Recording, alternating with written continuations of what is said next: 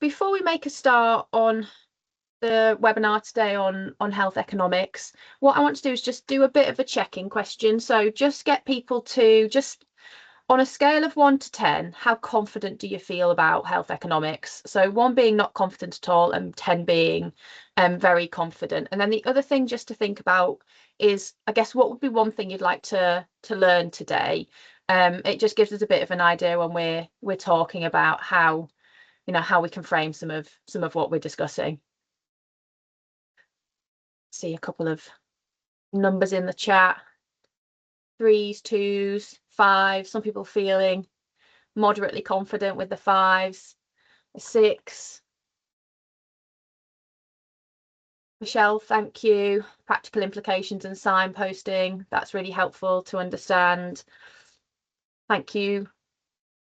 Sophie, feeling like a 6.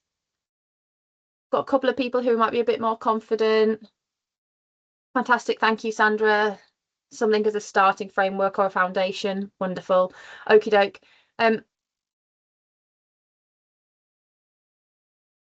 Thanks, Helen, as well. Yeah, it can get a bit complicated. So yeah, hopefully this will give people a bit of a start, a bit of an intro, and then we can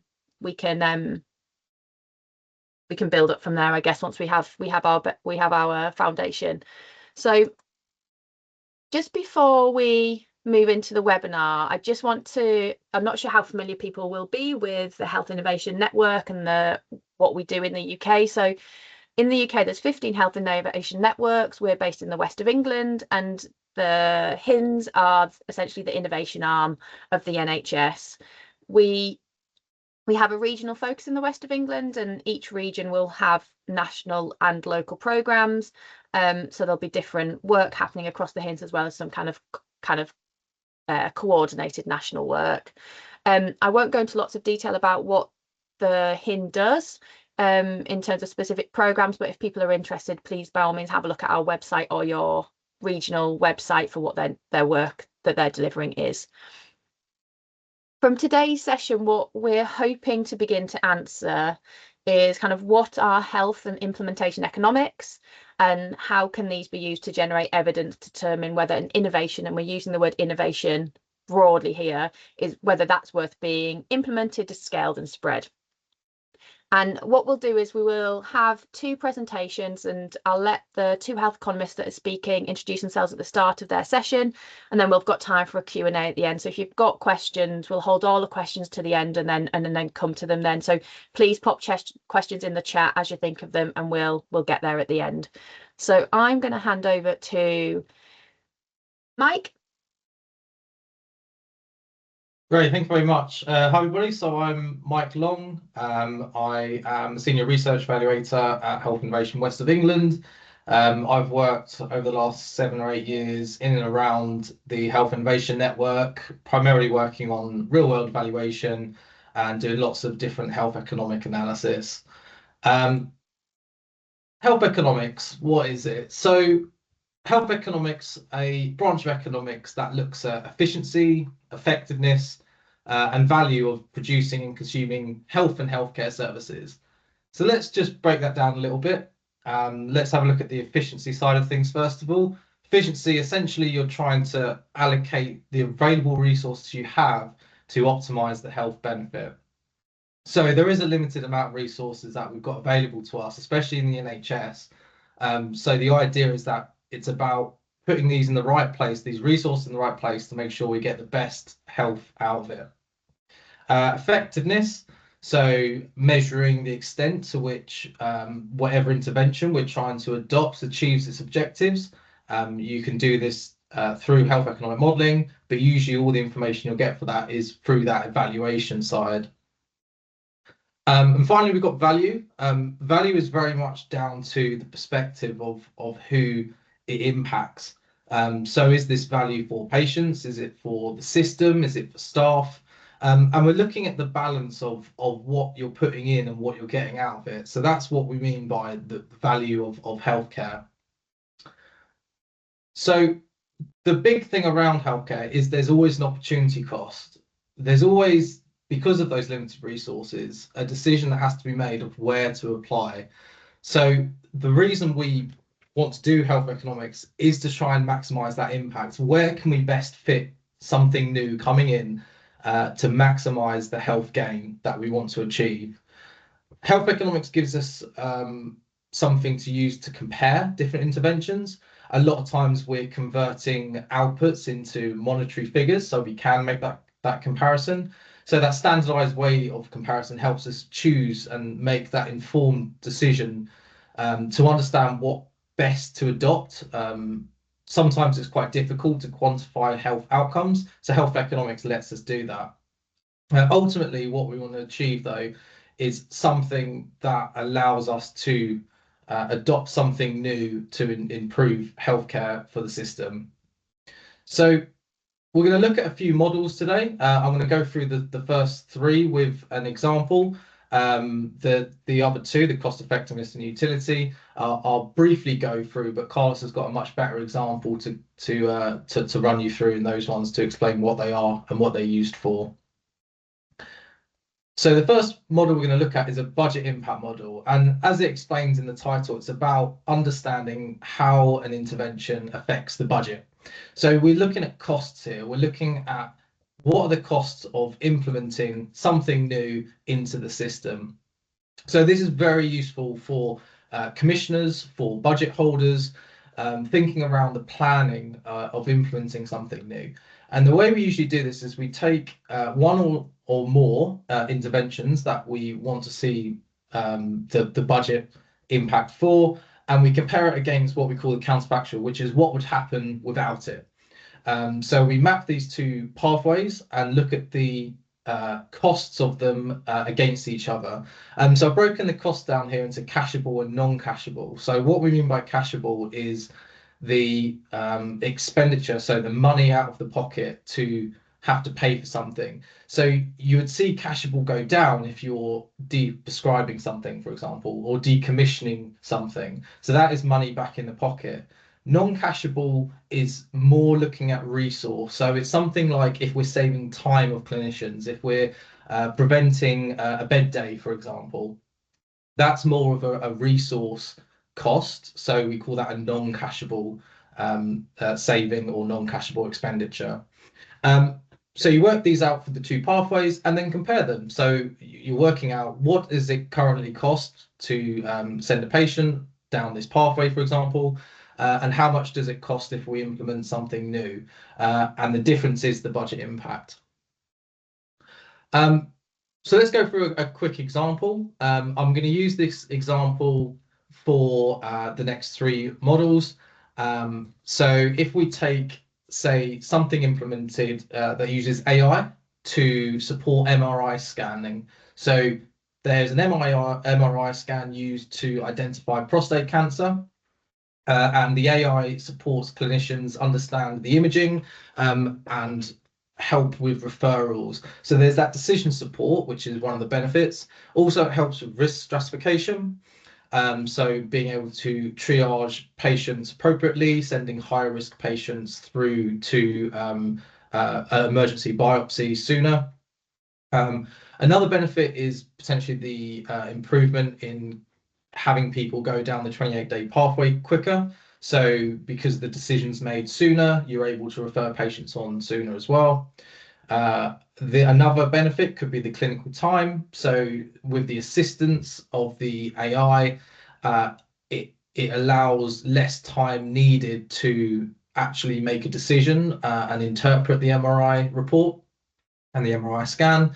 But also there is potentially the reduction in unnecessary referrals onto the other parts of the system. So in this instance, because it's a more accurate scan, it can actually rule out patients of cancer. So it might identify that there is no cancer, therefore reducing the amount of patients that have to go for biopsy because they don't necessarily need it. So there's quite a lot of benefits in using this. So if we use this as an example to go through into the outputs of a budget impact model. So I've put some non-cashable elements there into the pathway. So for the current pathway, we've calculated what the cost is per year of consultant time, of MDDT time, and of the amount of patients that obviously go for a biopsy and therefore incur that cost of a biopsy. So with the intervention, we also have the costs of the software being introduced, but actually we see a reduction in that time cost for consultants and MBT, and also less patients going for that biopsy. So does it outweigh the cost of the intervention? Does it outweigh the cost savings that we're seeing? In the first year, not necessarily, but in the second year and third year, as we can see down here, when we just look at the non-cashable savings, and that includes all the time cost, we are seeing a positive budget impact. So what we've put at the bottom there, though, is the cashable savings. So this is the actual impact on the budget. This is the additional expenditure that needs to happen in order to see those cost savings in time, and those non-cash savings. So it's really important to understand those two differences, because it will affect whether something is affordable or not, which is one of the main reasons we use them. But you can also do other things with budget impact models. You can use them to calculate at what point things break even. So in this instance, we've got obviously the more MRI scans, the more time saved, and potentially the more biopsies, unnecessary biopsies reduced. So you can model whereabouts it breaks even. In this instance, about 200 MRIs would cover the cost of implementing the new intervention. And then in this instance, we've got the cost of the AI software. So the cheaper it is, obviously, the better impact on the budget at the end of the day. As I mentioned before, very useful to assess the affordability of a solution, usually used by local commissioners, whether it be at a trust level or an ICB level if it's implemented at scale. And very useful for planning purposes. So if you're looking at budgetary cycles, whether it be yearly, 2-yearly, 3-yearly, you can use them for it. I'm not going to go too much into strengths and weaknesses due to time, but at the end, there's a nice big summary of strengths and weaknesses of each of these models. The next model we're going to look at is cost consequence analysis. So very similar to how you'll go about doing a budget impact model, looking at the costs of implementing something new. But what you can also do is look at other metrics. So in this instance, we've got the 3 that we looked at before, looking at the intervention and the control or the counterfactual. And we know these figures because we saw them in the budget impact model. We do also have the actual values. So you can see how many biopsies you've gone from 40 to 60 down to 40, and then all the time savings of the clinicians as well. But additionally, we can look at other effects. So because we're interested in the 28-day target, you can see introducing this actually improves the amount of patients going through the 28 days referral by quite a significant amount. But also other effects such as diagnosing cancer earlier, and you can see that improvement there. Again, used very much by commissioners, but also can be used by other stakeholders if they're looking to implement something to reduce things like their 28-day referral pathway. So it isn't just looking at the cost and the expenditure. You might want to see how it affects other areas. So if there's a target to reduce cancer diagnosis in the higher stages, so that might be something as well you want to look at, but also still take into account the cost of the implementation. Other things you can also look at is other patient outcomes such as well-being and satisfaction. So it's not just looking at the raw figures, you can also include other things into that, but it's always comparing it against the cost. Next, we have cost benefit analysis. So this is slightly different. It looks at as many benefits and costs as possible and compares them against each other. But it can also look at other benefits in terms of social benefits. So other to society, whether that be patients' travel time, patients taking time out of work. So it doesn't necessarily just relate to healthcare specifically, although that will be the return on investment rather than the social return on investment. I'm sure everyone's heard of return on investment in health economics and in healthcare, you're basically looking at the comparison of the benefits of something compared to the costs that you put into it. So in this instance, we'd use a cost benefit analysis to look at the wider system, not just at a single trust or a single GP practice. The results we can see from our example, we've got our benefits up here, which is just a reduction in time, a reduction in clinical review time, and a reduction in unnecessary biopsies.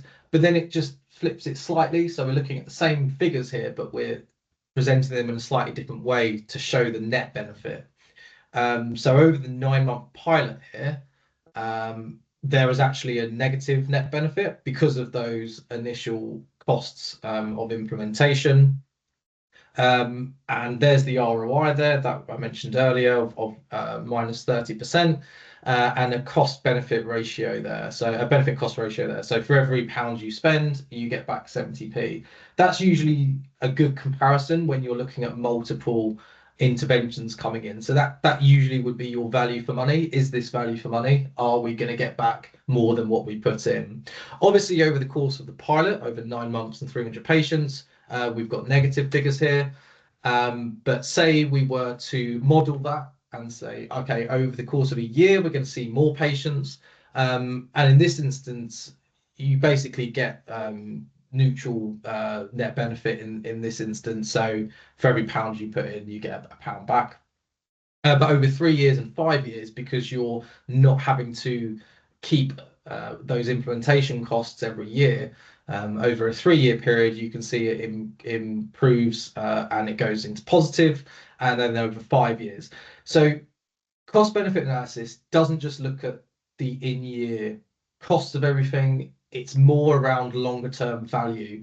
And what we haven't shown in this is other societal benefits. So if we are reducing cancers diagnosed at a later stage, you can look to include that in here.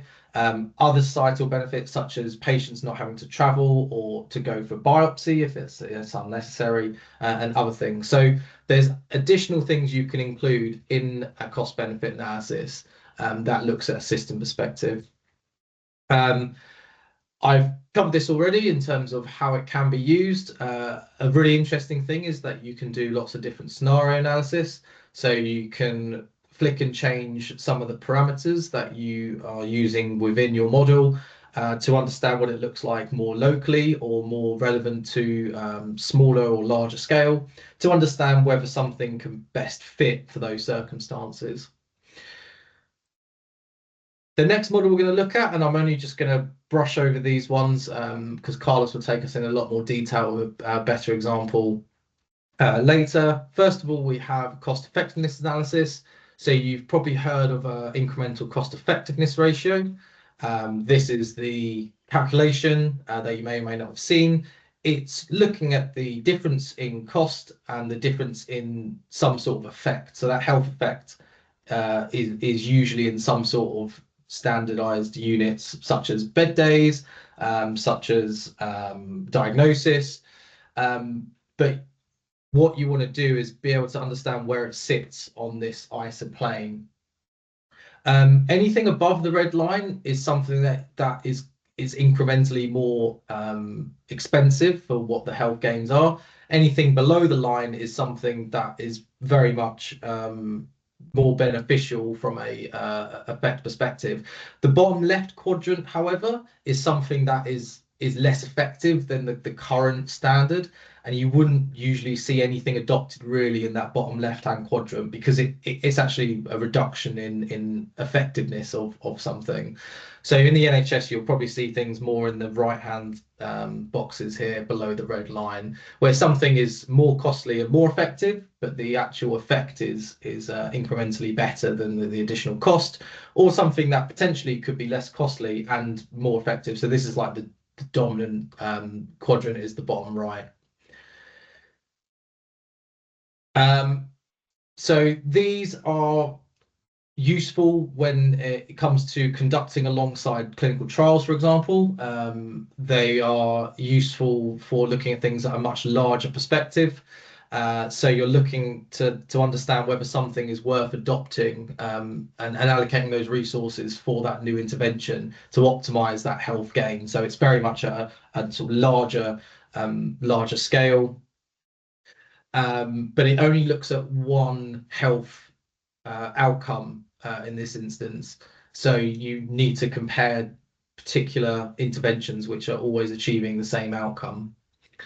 And finally, I'll just brush over cost utility analysis, very similar to cost effectiveness analysis. However, the basically the health effect is represented as the utility value, usually quality adjusted life years, or DALYs, or disability adjusted life years. So you can see in the bottom left hand corner a quality adjusted life year.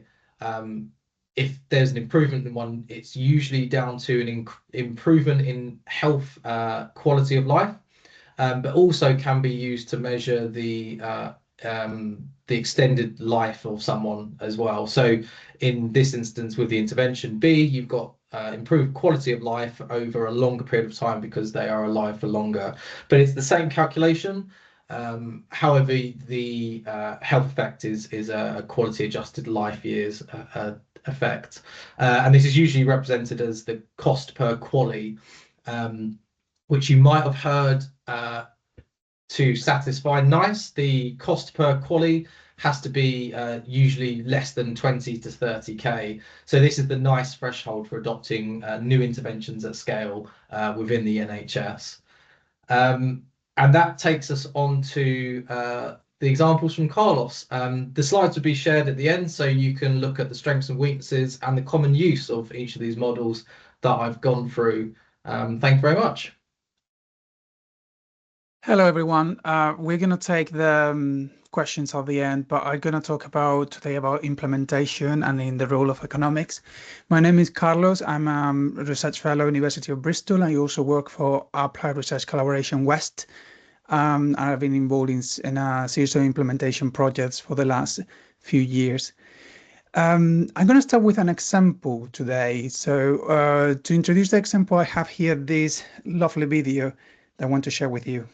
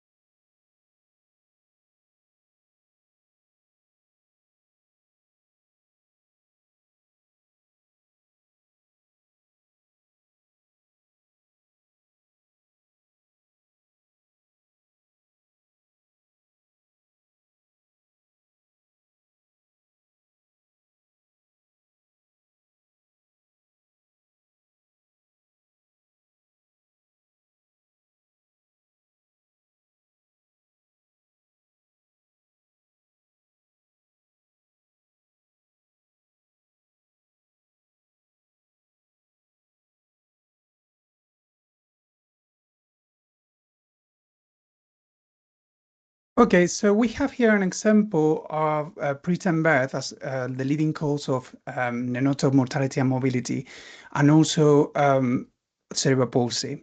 Antenatal magnitude sulfate given to the mothers close to the birth prevents cerebral palsy in around 30%. And NICE has recommended to give magnesium sulfate for a long time, since 2014, and not providing this is considered suboptimal care.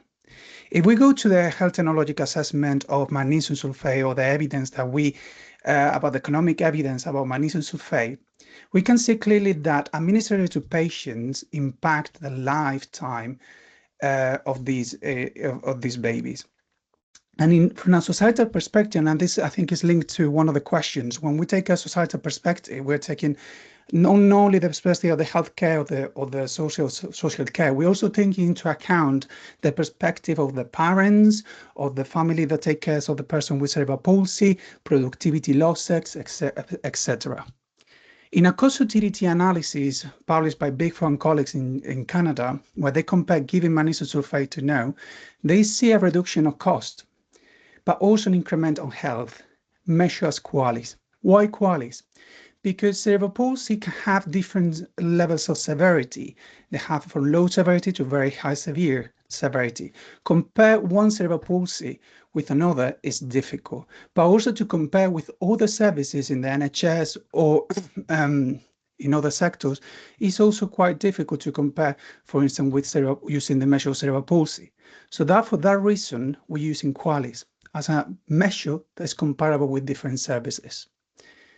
So if we express this into monetary terms, because that's what I think health economists do, translate all these costs and consequences into monetary terms, following the current NICE guidelines of £20,000 per QALY, just multiplying the QALY gains for those £20,000 per QALY and subtracting the cost, we can see that providing magnesium sulfate to a baby has a monetary benefit from a lifetime and societal perspective of almost £24,000.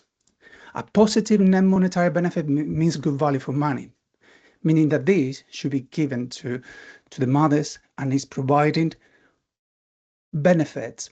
Benefits in health gains, benefits in lifetime cost savings in healthcare, in increase in productivity, in saving in education, housing, and care.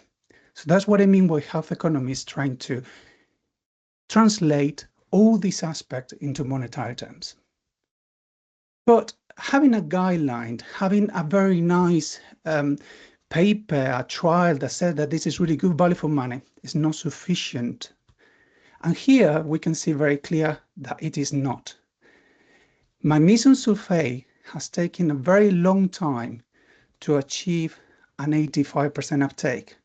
And by this graph, in the last period of the time period that we see, there's even a bit of a decay. As a precept, as a current from precept show, a 95% optimal will be the optimal uptake for this drug. So even if even this treatment, which is very cost effective and is giving benefits to patients, to the healthcare and to the society in general, it takes a lot of time. And I'm going to show here the uptake of magnesium sulfate over time, but in a different way.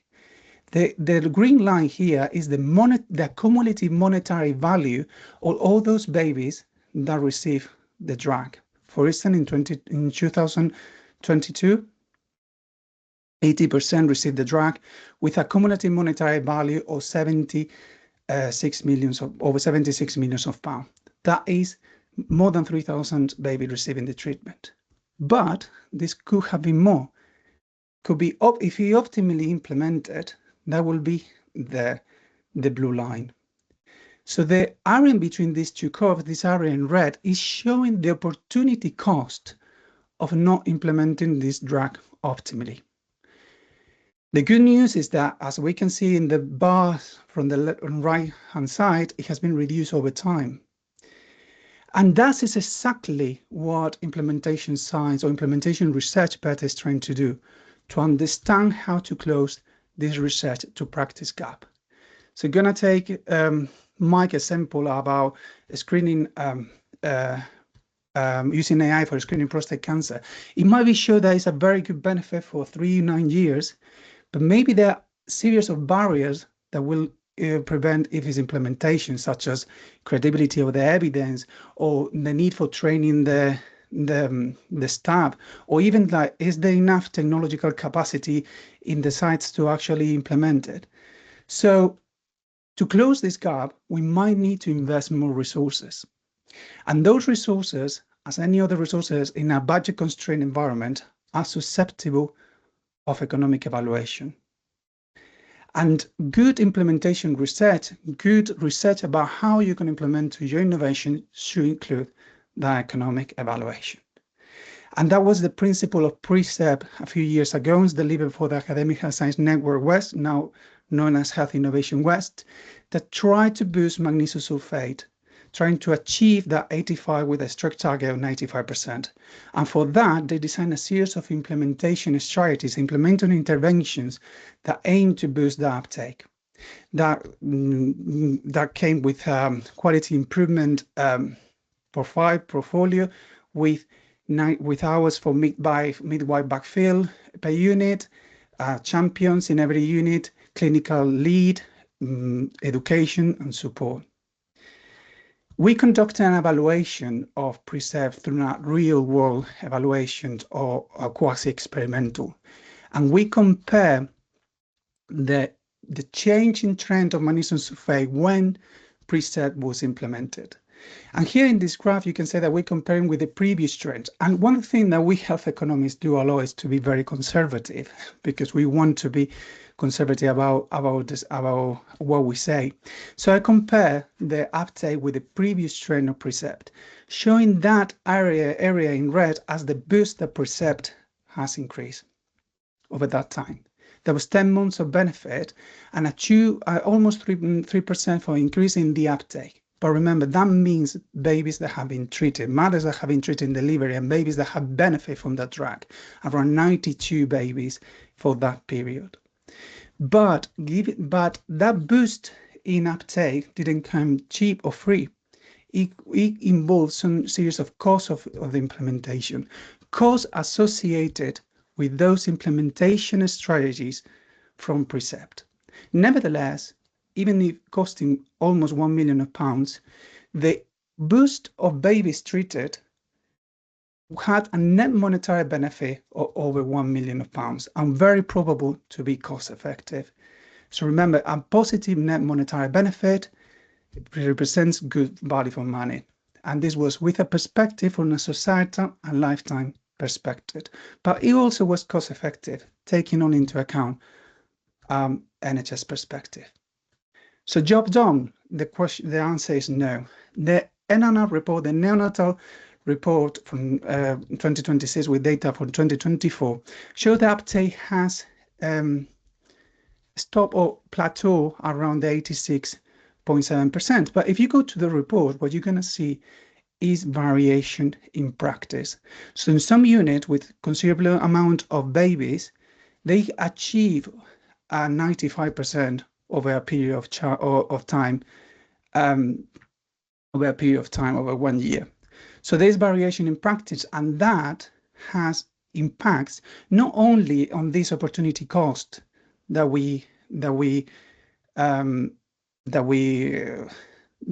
opportunity cost of not achieving this optimal uptake, also has some equity concerns. So what is the principles of economics of implementation? So if we think about in the following way, there will be a lot of useful things to take. For one side, we have the treatment, like for instance, magnesium sulfate, which is associated with certain treatment costs, like the cost of the drug, cost of delivering the drug, supervising the mother, etc. But also have a different treatment outcomes, like health gains, as I show here.